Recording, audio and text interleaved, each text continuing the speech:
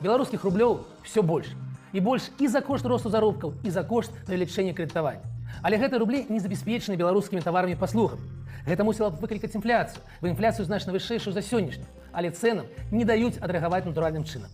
І таму падае прыбытак прадпрыемстваў, а імпарт расце хутчэй за экспарт. Гэта толькі збоку здаецца, што эканоміка навука недакладная.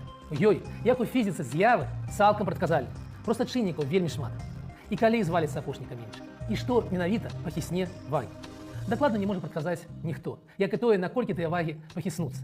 Гэта падлягае толькі прыблізнаму падліку. Але тое, што сённяшні рост эканомікі і даходаў насельніцтва нездаровы, і ён мусіць скончыцца дэвальвацыяй, можна сцвярджаць адназначна. Бо тармазіць ніхто ж не збіраецца, дзеля вось гэтых лічбачак у справаздачах. Калі і наколькі? Не думаю, што адбудзецца нешта катастрафічнае. Усё ж кіраўнік Нацбанку Павел Калаур і ягоныя падначаленыя добра ведаюць сваю справу. Але грошы ў беларускіх банках па 13% гадавых я б усё ж такі не трымаў.